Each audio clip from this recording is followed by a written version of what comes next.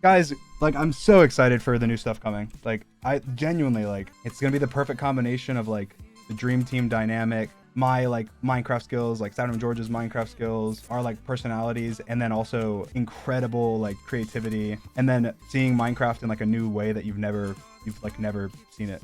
Trust me, this video the comments are not gonna be, are you doing 6 hunters? That's not what it's gonna be. The comments are gonna be, when's the next episode? You know, or whatever.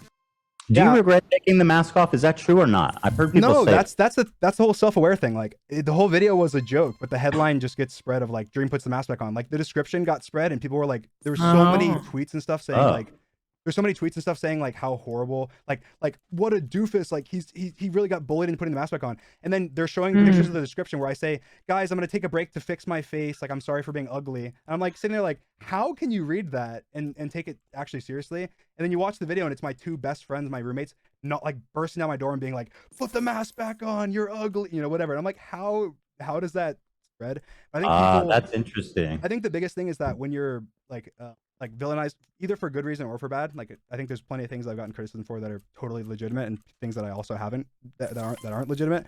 But regardless, I think people then are gonna assume that everything about you is negative. So they're not gonna assume that I'm self-aware, because they're gonna assume that I'm just being an idiot, or that I'm being a loser, or that I'm being, you know, like I'm looking for attention, or whatever, rather than just you can think someone's a bad person and then realize like, oh, they have a couple of good like qualities about them, like, oh, they're funny, or they have, or in this case they're self-aware, or they're like, oh, this is a funny thing to make fun of. And But yeah, I mean, I get that myself, you know. But it's interesting because I talk about politics and stuff, so I understand why people hate me on that regard. But you just play Minecraft. well, I don't just play Minecraft. I think that the way that the reason I became, well, one, so True. controversial, and then also so like, I don't know, just so as big as I got, was because I took the approach of like, oh, I'm not just gonna play Minecraft. Like not talking about the music front. I'm talking about like, I decided I'm gonna be like, you know, which became very controversial. Like I'm gonna be closer with my audience. Like I'm gonna be more open with who I am and like myself, and I'm gonna have conversations. I'm gonna, you know, have lots of more discussions and openness, and not, even though I was faceless, like because I was faceless, I had to make up for that by like sharing so much more about me outside of that. Like I shared, like, people would be like, "Oh, you're so secretive. Your face is like," no, I'm so not secretive. The only thing that I keep secret is my face. Like everyone knows everything about my life and my struggles and everything else.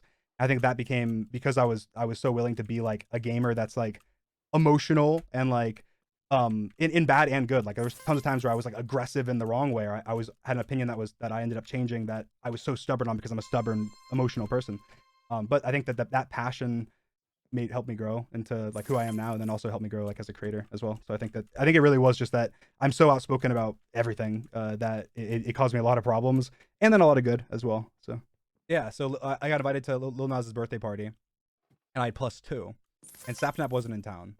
So I was like, okay, me and George are gonna go, but who's gonna be the third? Because who do I bring to Lil Nas's birthday party as the second +1? And I was like, you know what would be? I thought about it. I was like, oh my god, it would be hilarious to um bring XQC, because I was like, he's such a, like, he's a lot like us in that he's so famous, but he's such a, like, I don't want to say like weirdo, but like he's such a normal like gamer guy, you know, that like in like the sea of like celebrities and people that are trying that, you know, I feel like people hold up an image and like care so much about like what people think about them and like how they look and how like all that stuff. Um and like we don't, I guess. So I was like, it'd be hilarious to bring X, because we'll just be like so out of place. Like we'll be just having fun and like amongst like a bunch of celebrities. And so we brought X, and of course like we're like, there's like Nerf guns, and we're like actually shooting people with like Nerf guns, and like and there's a mechanical bull that like looked like a dick, that you could, because Lil Nas, and that you would ride. And oh my god, X was so funny. Like X went on it, and like, and then he got flung off, but then like Lil Nas did it and did it for so long, and then XQC was like, I saw how he did it, and got back on and like rode the dick longer than Nas did. And I don't know, it was funny. And then of course like that night, we were in the we were in the like Uber back, and he's XQC is like all like blizzed up. He has like like a really expensive watch on and a really expensive like necklace and whatever. And so he like puts it in his bag, and then I'm like, we were Ubering, and I had like a stop for our place and put his like second. I was like, oh, where are you going? And then he like calls somebody, and I guess it's like his ex-girlfriend or something at the time. He's already talked about this, so I'm not like exposing.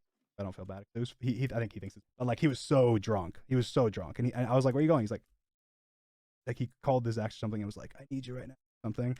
And I was like, oh, this is not gonna end well. And then he had his watch stolen, and then he texted the next day and was like, oh, I think my like ex stole my watch. And I was like, oh, that sucks. But anyway, he was white girl wasted. Yeah, no, it was a lot of fun. The party was a lot of fun. But when I texted X about it, I said like, oh, yo, there's this party. It's a Lil Nas' birthday party. You have to sign like an NDA or something to go to it though. So like, I don't know if you want to go. And then X was like, I don't know if you want to go. That sounds crazy as shit. Of course I want to go. Or fucking however X would say it, but it was funny. I thought it was hilarious, and I was like, hell yeah, that's the energy. Did you meet PinkPantheress? Yeah, I did. So PinkPantheress actually came up to me. I was a little drunk, but I wasn't like super drunk. And PinkPanther said, hi, I loved your face reveal. And I was like, oh, thank you. Like, and she's like, I'm PinkPantheress. And I was like, I knew who she was. I knew of her. I knew her music, but like it was really loud, so I couldn't hear like what was happening. And I was like Pink Panther, and she was like PinkPantheress. I was like, huh? And then she said like that boy's a liar. Like she did that, and I was like, oh, PinkPantheress, PinkPantheress. I was like, oh my god, I love your music. She's like, no, you don't. And then she walked away. And then like 30 minutes later, when we were outside, I walked up to her again and was like, hi, whatever. And then we were talking, and then I introduced her to George, and then they were joking about, because she's from London, or she's from England, I guess, and they were and so like they were making fun of each other and like doing accents to each other, like her and George. And then she was like text me. I was like, okay. Oh, I don't have my phone. Like they took my phone, and then she had her phone. And I was like, I don't know my number. And she's like, you're just trying to not text me. I was like, no, I'm not. I don't know my number's not fucking memorized. I don't know my number, and I don't have my phone. She's like, okay, whatever. So then I never got contact with her. So I DM'd her on Instagram afterwards. It was cool. That was just a funny interaction. This is annoying. I've just been talking, so I haven't been parkouring. But it's fine. I like this. Talk some, and then like do little things, like parkour for 20 minutes, and then talk for 20 minutes, and parkour for 20 minutes. I'll probably parkour a little bit. I parkoured for 15 hours. Yeah. That sounds ridiculous, but it's true. I was on here. I parkoured that whole Snapnap stream. I was parkouring before that, I think. And then like I parkoured for so long after that. But guys, I'm trying to get my Minecraft shit back. I'm trying to get my Minecraft shit back because I'm a little rusty. And I have a lot of videos coming up where I'll need to be really, really good. Otherwise, I'm just not gonna do anything. And the thing is like, luckily, the things that make my videos good, the things that I'm best at, like 1, my reaction time, 2, my creativity, and like 3, my parkour skills. Those are probably my biggest strengths. I'm not rusty as rusty on any of those. Do I still keep cutting out, guys, or is it fine? Guys, I promise you I'll tell the surgery story another time. It's not going to be on a stream though. It'll be like in a video or like a TikTok or something. So you just gotta chill and wait.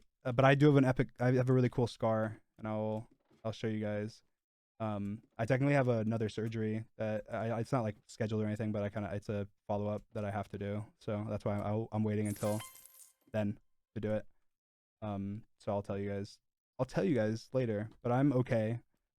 I'm okay, and I'll be okay. I hope so.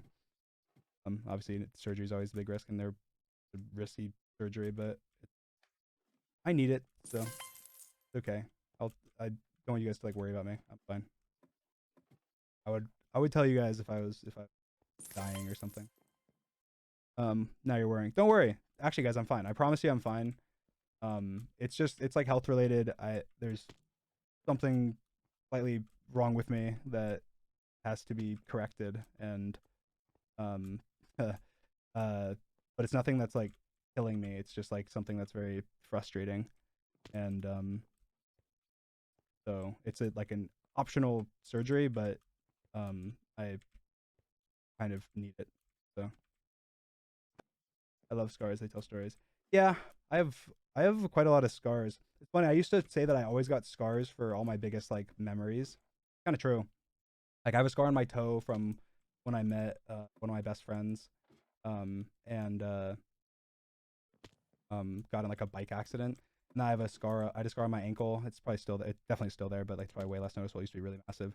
From when I met my childhood best friend that I was like running. I was running through. It's actually how I met him. Literally, like I was running through my my one of my. I was just running through a yard in my neighborhood, and I cut my ankle on a pipe in their yard, and I was like bleeding a lot. And the person that lived there came out and like brought me inside and like helped clean me up, and that's how I met their son who was there, or their grandson who was there, and then he became like one of my best friends ever.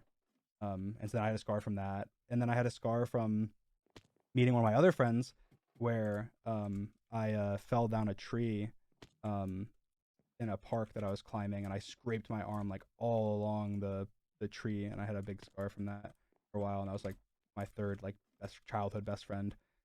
And obviously, I didn't have any scars from meeting like George and Nick because we didn't meet in person. But then at TwitchCon, I got a scar above my eye because I had that whole sleeping thing, and I kind of count that as like I met so many of my friends in person for the first time ever. So I don't know. I feel like I have a lot of all my scars kind of have a story for sure. Um, and I think those are all my scars. I have a scar on my. I think I have a scar on my finger that I actually don't know what's. But then obviously now I have my surgery scars. I had my appendix taken out, which was scary. Um, yeah, I actually had that. So basically, I think I already told that story. But when I had my appendix taken out, um, there was a shooting at the gay nightclub, the Pulse in Orlando, and it was like the biggest shooting in U.S. history at the time. And it was the same day, and it was the same time. Like when I was in the hospital, it happened. Um, and so there was no surgeons because everyone was like attending to the bullet victims at the hospital. I was in the hospital that like the victims were being taken to. And so they had no surgeons, and so they couldn't operate on me. And so they were like, your appendix might like burst, so you have to like, which is it's interesting because nobody thinks about like the effect that shooting stuff like that have on that. Because like how many people died that day, or potentially or had their life changed because they weren't able to get medical attention.